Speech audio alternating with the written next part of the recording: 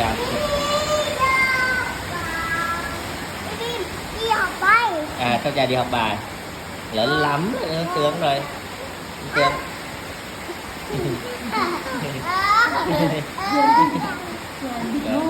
Trời ơi. Béo.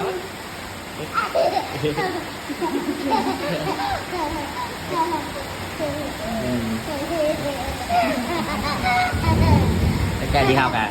Cháu trai đi học à? Cháu trai ấy. Cháu trai thích đi học không? Thích đi học không?